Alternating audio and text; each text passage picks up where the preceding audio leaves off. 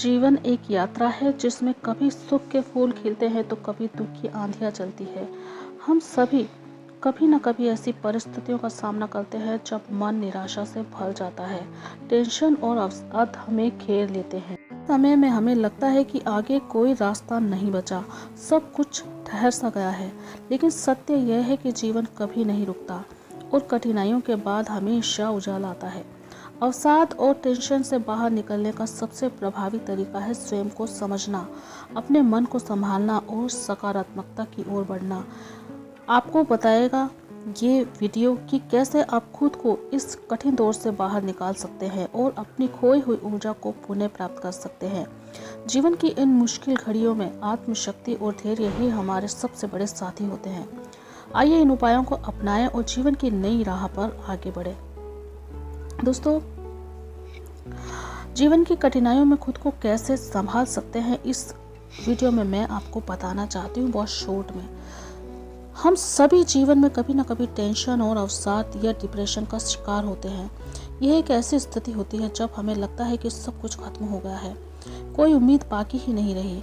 लेकिन याद रखिए, अंधकार के बाद ही प्रकाश आता है।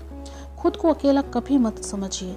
जब हम अवसाद से घिरे होते हैं तो खुद को सबसे अलग करने लगते हैं, लेकिन यही समय सबसे बड़ी भूल इस समय की होती है कि हम खुद को अकेला करने लगते हैं। दोस्तों, अपनों से बात करिए, अपनी भावनाएं साझा करिए। जो भी आपकी बात सुने उससे अपने अंदर की फीलिंग्स को शेयर करिए।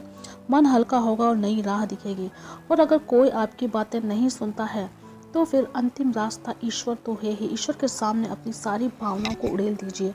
उस भावनाओं को बोलते समय आपको रोना आए चाहे हंसना आए, चाहे आप डिप्रेशन में बहुत चरम पर चले जाएं, लेकिन उस वक्त आपको भगवान से बातें करना कंटिन्यू करना है।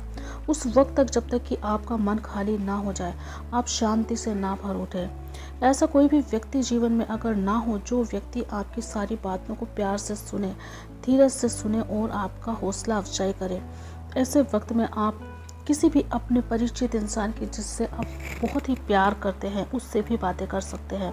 दोस्तों, हमारे संस्कृति में ये लेख भी है कि ये कहा भी जाता है कि ईश्वर हमारे पूर्वजों को वो शक्ति देते हैं जिससे वो हमारी सहायता कर सके। दोस्तों, ये बात कहने में जितनी झूठी लगती है उतनी ही सच्ची है, क्योंकि ये बात वास्तव में हर किसी इंसान ने महसूस की है जो अपने पूर्वजों को मानते हैं, जो ईश्वर की तरह उनको उनकी गाइडेंस पर रहना पसंद करते हैं, यानी कि उनके आशीर्वाद में रहना पसंद करते हैं।